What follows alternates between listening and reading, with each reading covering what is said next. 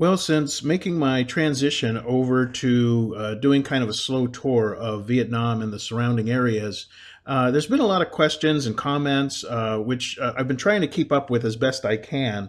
I do spend about 2 hours a day just going through PMs and emails and comments on YouTube and Facebook.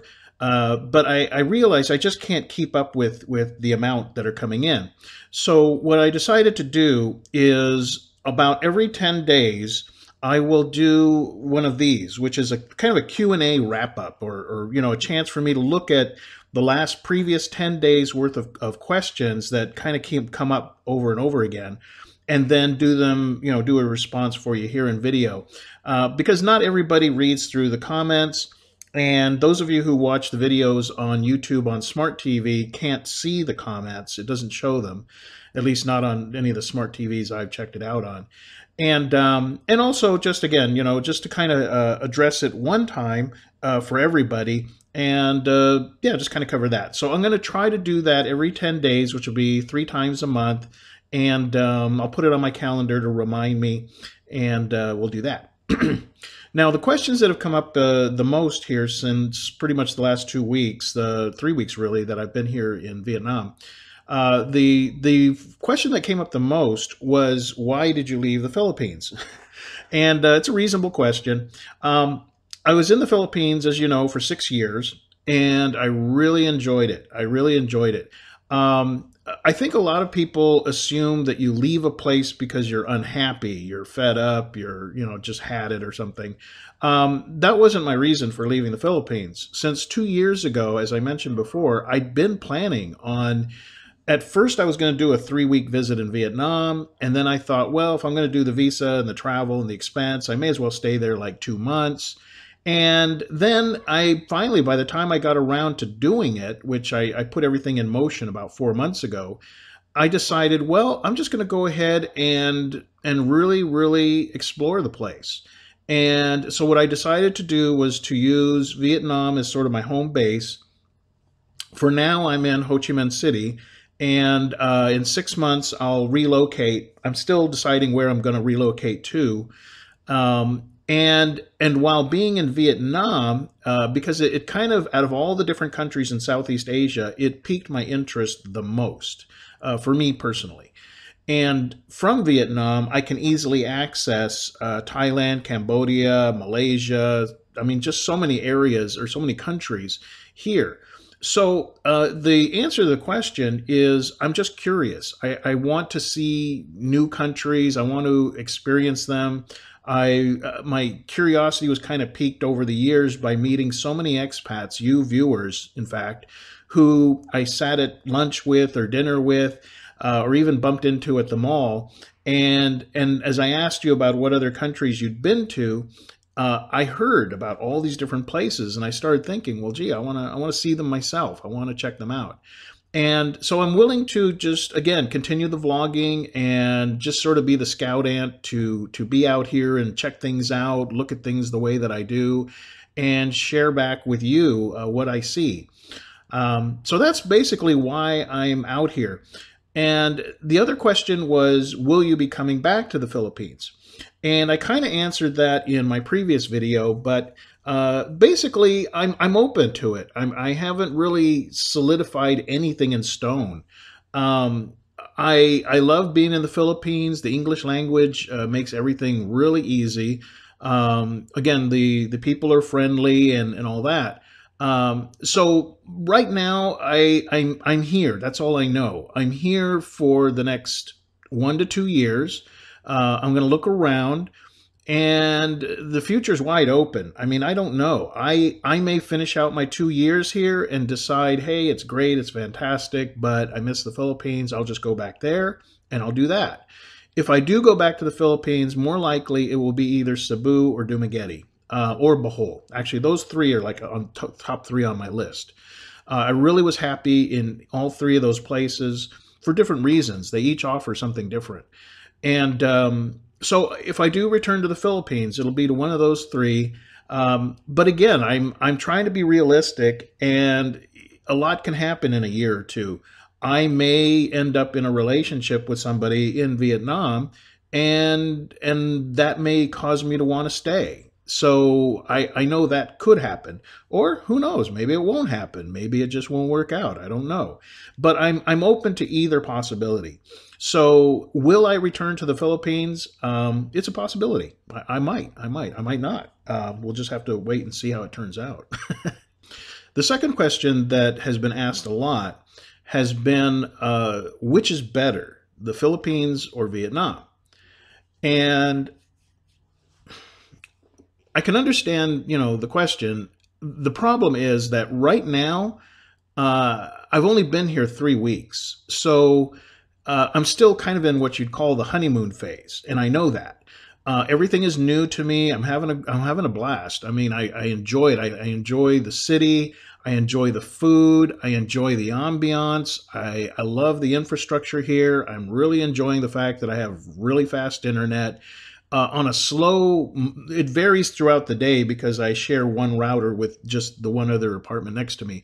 But on a slow time, it'll be 25 megabits per second. In the evening, which is actually when I do most of my work, it'll be 50, 55 megabits per second.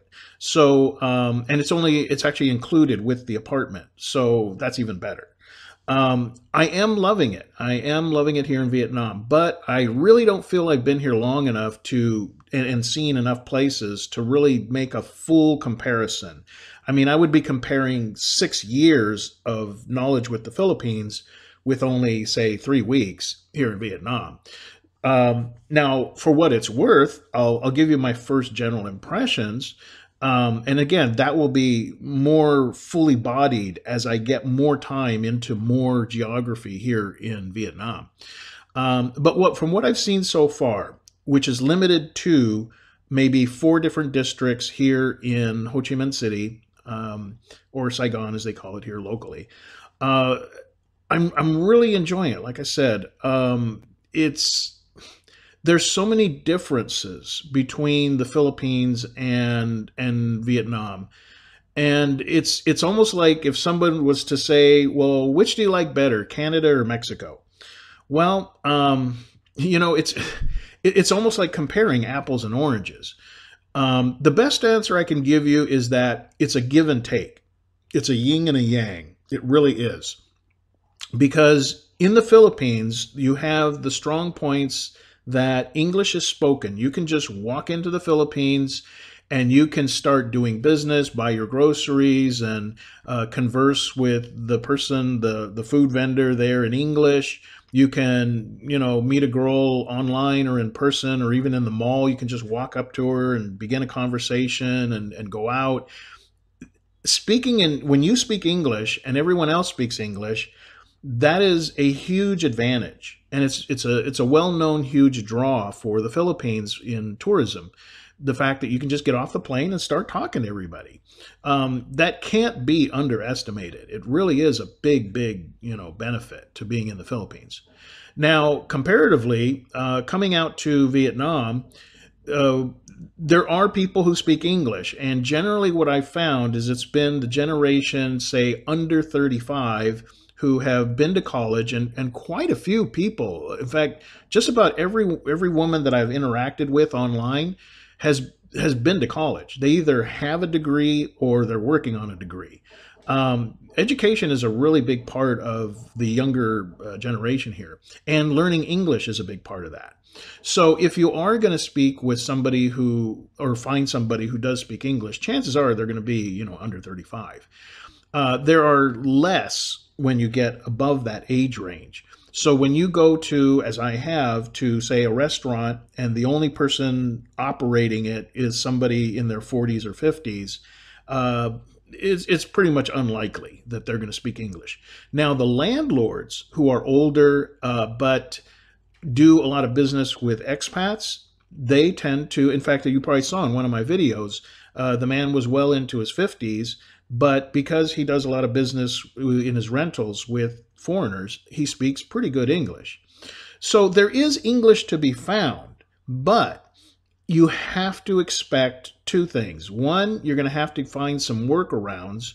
And by workarounds, I mean things like Google Translate or making little slideshows on your phone, which is like what I did. You're going to have to find little workarounds to like, for instance, going to a restaurant that has photos on the menu. Those I consider workarounds. You're not learning how to speak the language. You're just trying to get your objective done, your food or your business or whatever. Those are what I call workarounds. Now, the other thing you have to do when you come to Vietnam is expect to learn the language. I've been here 3 weeks now. I've learned maybe 9 words. I know, for instance, that bo is beef and ga is chicken. Xin Chow, I think it is hello. What are some of the other ones? I don't know. There's like 9 of them. When I need them, I can pretty usually call them up. But it's a process. You're not going to learn an entirely new language in a month. It's just not going to happen. I mean, maybe if you're like, I don't know, an idiot savant or something, or you have a photographic memory. But for most of us average Joes, it's going to take some time. And here's the thing, is you're only going to learn at the rate that you apply it. So you can look up words all day long on Google Translate, but unless you put them on little Post-it notes, on your wall, and you start using them when you're in town, you're just not gonna really learn that fast.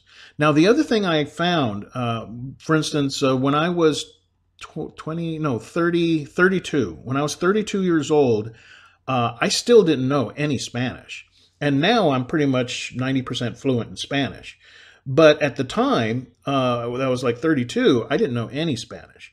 And only because I met a woman from Mexico who didn't speak any English, no English at all. But she was just amazingly beautiful and had this wonderful personality. I spent 3 months studying Spanish, and just so I could ask her out. And I eventually married her, and we were together for 10 years. Actually, we were together altogether 13 years. And there was not only that motivation to learn, but she helped me. So it was almost like an immersion process. I was with her every day. So out of necessity, I had to learn how to say certain phrases, how to listen and translate in my head Spanish. And I would say I learned like kind of a rough conversational Spanish in 3 months, but after 6 months of being with her in my life, I was actually able to go to Mexico and talk to her relatives and things like that. So and after a year, by the time we did get married a year later, we were having deep, long conversations in Spanish.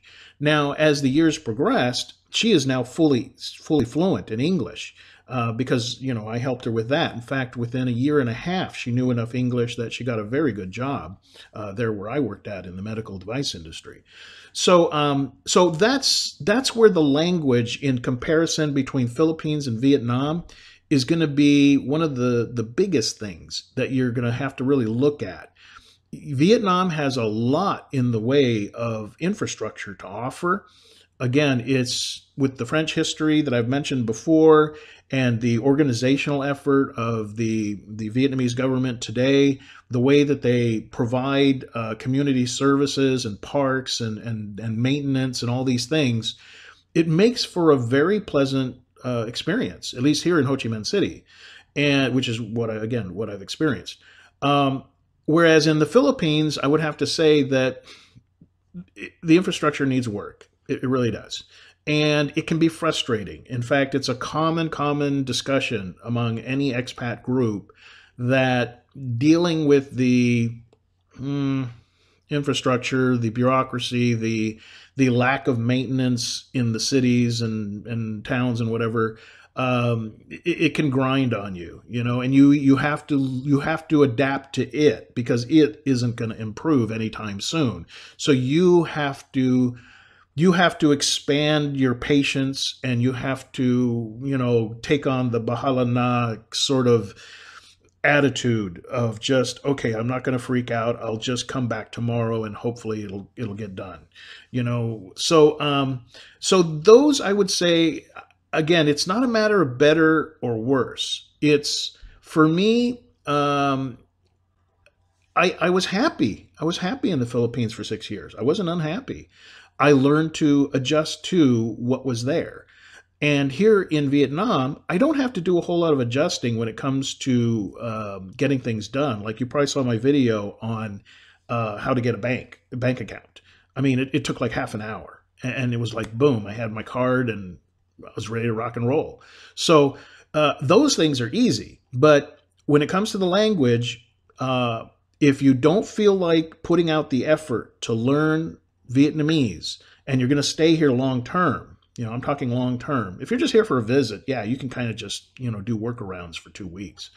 But if you're going to live here as an expat long term, um, learning the language, learning Vietnamese is on your to-do list. It's not optional, really. I mean, you're going to get frustrated. I've talked to one or two expats who left Vietnam. They said they loved it here, but they said because they weren't willing to learn the language, they said they got tired of constantly miscommunicating, getting the wrong food delivered, not being able to complain about it, not being able to converse with a doctor if they needed to see one. I mean, just they got frustrated because long term they could not communicate with the locals.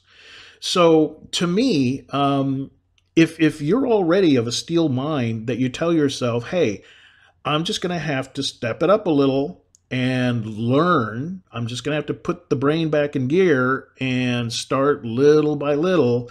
I mean, again, I don't expect anybody to learn a new language in 3 months. I mean, I was highly motivated with the Mexican woman, but I don't really expect anybody to learn a language in 3 months. But there can be progress. You can learn the basics of hello and thank you and please and whatever. So that would be my answer to that. Is Vietnam better than the Philippines? Well, it is if you want better infrastructure. Philippines is better than Vietnam if what you want is the ability to speak in English and quickly get along with people and communicate with women right off the plane. So it's a matter of priorities. Which one is your greater priority? The next question that came up was it was, when are you going to go beyond Ho Chi Minh City? When are you going to start seeing the provinces and the rice fields and, everything outside the city? Well, my first 10 days here, I really didn't see much of anything because I was so busy setting up my internet, my banking, my apartment hunting, all that kind of stuff. Now it's been 3 weeks. I've been getting into a routine. I've been trying to be active in keeping up with videos here on the channel. So I've been pretty busy. I am looking at taking a trip here pretty soon in about a week or two. I have 2 places that I'm looking at. I'm researching just to see, which one I really want to go to first. I'm sure I'll go to both eventually. But I do plan on getting outside of Ho Chi Minh. Now, that being said, I not only took a tour with a local tour guide, a really wonderful woman named V. You might have seen her in the previous videos. She's really cool. We spent the day just going around, and she showed me, we went on motorbike all over the city. And we did stop at a few places, but I got a general overview of really the districts and such. And there is a lot to see in Ho Chi Minh City. And each district is different from the other. Some emphasize on say for instance, District 1, emphasize on the high-end, what you'd call metro area, the big giant skyscraper buildings, Vin Homes, Central Park. There's some beautiful, you could blow the whole day just goofing around there in District 1. Or even near the Central Park area, second half of the day. I went there I bought some jackfruit and some iced tea, and I went out to the park, and it was about 7, 8 in the evening. And I had a great time just chilling out, eating fruit, looking across the river, watching the lit boats go by, and it's just so nice. It's so relaxing. And then you've got the, say for instance, like the Benton area, which is where nearby there you've also got, I think it's Bui Vien, which I keep wanting to call Muy Vien, but Bui Vien, that's like the backpacker area. There's a whole scene there, and even if you're not into the drinking and all that kind of thing, nearby there is the Benton food market, which is I'll be showing that on video soon. I mean, there's such good food available there. Then there are the other districts, which are more residential and have maybe a decent sized mall, and then other ones that have pretty nice malls. Like, for instance, the mall over by Crescent Mall. That one I'll have to show you, especially outside. The outside of the mall is way, I mean, you could blow the whole day there. It's really beautiful. So there is a lot to see in Ho Chi Minh City. And I will be bit by bit covering that. And as time goes on, I will find out which buses go where, find some interesting places to check out, and I'll be shooting video there. But it will be a kind of a step-by-step process. But it is on the way. I will be seeing more than just what's in Ho Chi Minh, which has a lot to offer. And the final question that I'll be covering here in this little segment is people have been asking me, well, when are you going to start dating? Now, I'll preface this by saying this much. There's certain topics that I really I'm not going to divulge or go into great detail about, and I mean, one of them is, for instance, people have asked pretty specific questions about finances, and I will share with you soon my budget for what it costs to live here in the Philippines. I have no problem sharing with you, the general budget of what it costs. But my advice to you is the same as it always has been, whether you're in the Philippines or anywhere else. And it's never let anybody know how much money you have. It's just a good general rule. In fact, in American society, it's really not even polite to ask somebody, well, how much do you make? How much do you got in the bank? Blah, blah, blah. So I won't be answering any of those questions in detail, but I will be sharing with you what does it cost to live in Vietnam, just as I shared with you several times what it costs to live in the Philippines. As far as dating, again, I'm as I did in the past year. And again, it's been a learning process. In the beginning, I shared a lot of private time in my relationships, and that brought a lot of negative weirdness from too many corners of the internet. So it became intrusive, and it even became to the point where people were contacting the woman that I was involved with, and just creating all kinds of havoc. Everything from trying to, ask her, hey, why don't you go out with me, from spreading lies about me. So I don't even want to have that happen again. It's just, again, I can't do anything about the weird people that there are in this world, but what I can do is limit the exposure that the woman in my life, whether it's for whatever amount of time, is going to have. So as you might have noticed, when I was in Cebu, I was dating two different girls at two different times, and they were in the background. And and I told them ahead of time, hey, we're going to shoot this video. Just be normal. Just do your thing. I'll do my thing, and then we'll go enjoy our time. And so you will know if there is a woman that I'm hanging out with. But again, dating is a process. You might go out with somebody and it may go good for 3, 4, 6 weeks. And then you just realize, hey, they're just not interested, and you're not going to waste your time on somebody that's not interested or whatever. I mean, people date and break up all the time. It's not a big deal. I don't know why people think it's such a huge deal because you date somebody and you don't get married. So you may see at different times a woman in the background, or maybe not. I may choose to, even if I'm seeing somebody, I may choose to shoot the video and then go see her later. But I won't really be going into detail about who I'm dating or all that. Maybe if it gets to the point where I've been with her more than a year, okay, then maybe it's time to really introduce somebody that's important in my life. But other than that, as far as dating, period, again, I've been here 3 weeks, and I'm just now getting into a routine. I haven't even really bothered to contact anybody to meet up with because I'm too busy. I'm cranking out the videos. I'm working on some side projects, which I'll be announcing here pretty soon here on the channel. I've got a lot of irons in the fire. Now, hopefully in the next week or 2 weeks, I should make enough progress on my task list that I can then go, okay, I can set some of my work aside, start talking to some Vietnamese local women, start doing some meetups, start getting the ball rolling.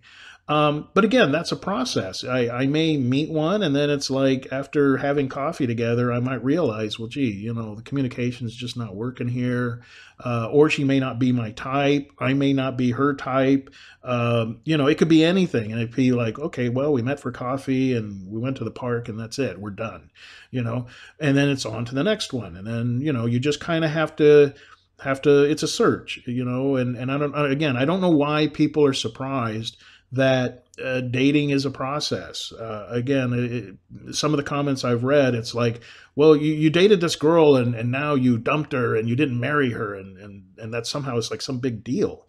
When I dated in the United States, I might date a girl for 3 weeks and then it just doesn't work out. I might find out, well, gee, this woman's like really high maintenance. So it's like, okay, bye. It's just you date people and you move on if it doesn't work out. That's just the process. So as far as answering when are you going to start dating, maybe in about a week or two. In about a week or two, I'll make some time and effort to start dating and see how it goes.